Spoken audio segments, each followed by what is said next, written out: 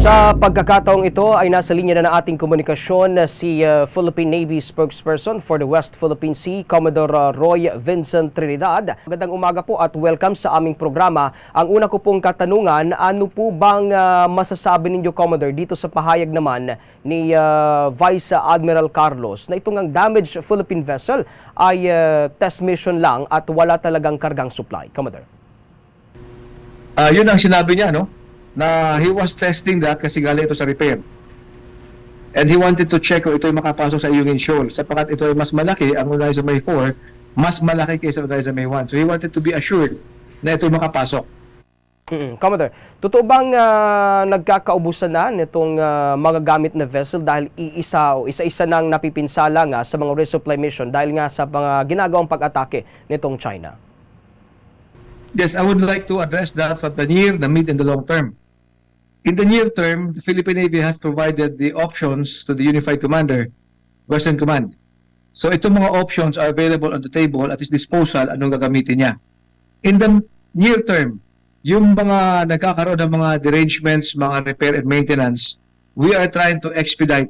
The Navy is doing everything that it can to expedite the repair and maintenance process para maibalik namin kagad sa kanila, sa mga Unified Commanders, hindi lamang sa Westcom, all over the country. In the long term, the Navy has different capability development plans, yung tinatawag natin modernization, na nakalagay doon what we will procure, what we will develop to give us more capable ships and other options for the future. Ito ay medyo matagal.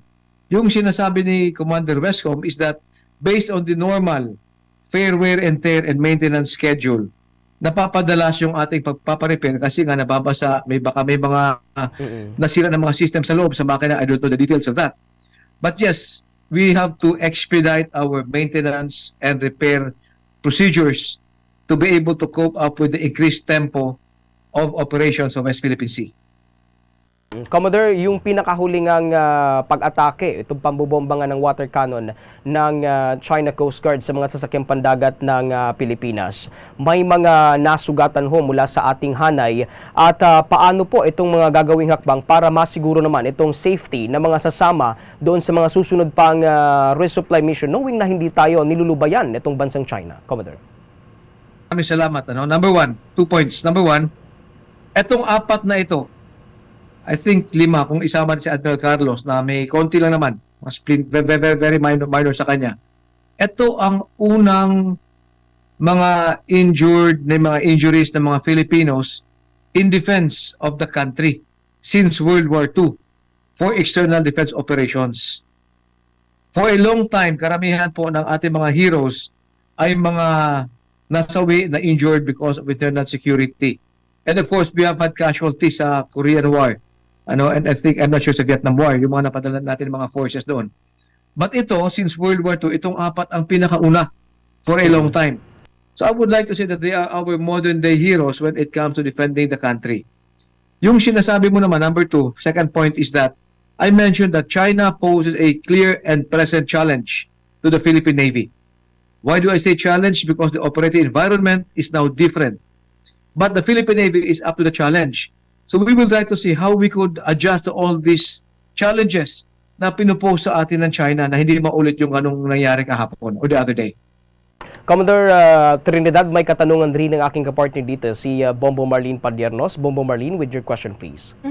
Commodore, on my part po, kuhanin ko lang po inyong reaction or comment pahinggil po dun sa naging pahayag ni dating Justice Carpio na dapat daw full civilian team at walang mga sakay na sundalo yung supply mission natin para maging valid daw yung rason ng bansa para isampa yung reklamo sa arbitral tribunal. How's that po, Commodore?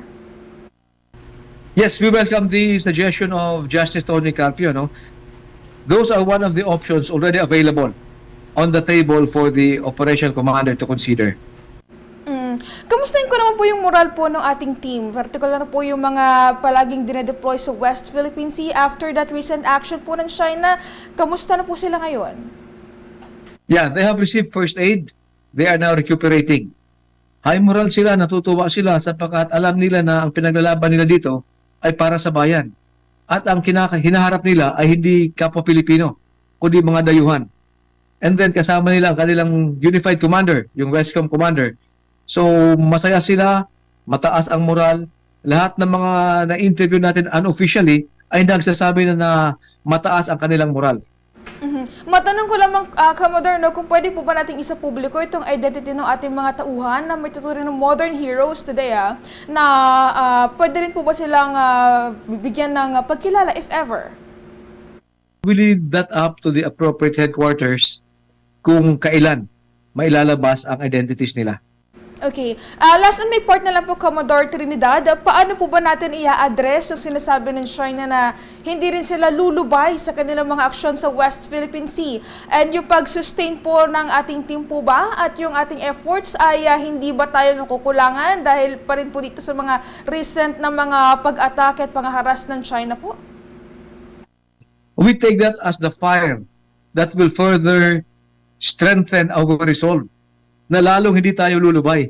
Kung hindi sila lulubay, mas lalo po tayo hindi lulubay. Sapagkat tayo po ay nasa tama. Tandaan natin din, wala tayong inangkin na hindi sa atin. Number 2, we never built any artificial island and demanded maritime entitlements. What the armed forces is doing is we are fighting for what is ours. Sabi nga ng ating presidente, we are a friend to all, we are a foe to none. The Filipino is among the most hospitable, if not the most hospitable people of all peoples of the world. Doon po tayo kilala. And when pag ang kinukuha ayon sa atin, we have a strong history na tayo ay lumalaban. We welcome the challenge. Hindi sila lulubay, mas lalo po tayo hindi lulubay sapagkat atin ito. Commodore, bilang panghuli, hingi lang lamang kami ng mensahe na sa publiko dahil maraming bansa nga ho itong nagpahayag naman ng suporta sa Pilipinas singgil nga sa issue sa West Philippine Sea, Commodore. Yes, we're very thankful and it increases the morale of the people on the ground when we have received words of encouragement and support not only from other countries but even from individuals. But most importantly, alam ng ating mga tao sa Western Command sa Naval Forces West, all the sailors, all the Marines, kasama na rin doon yung mga Army and Air Force portion sa Western Command, that they are convinced of the legality of what they are fighting for. Ito po ang napapatibay sa loob natin. Alam natin na tama ang pinaglalaban natin. With that, maraming salamat po, Commodore Trinidad, sa oras na inilaan mo sa Bombo Radio Philippines.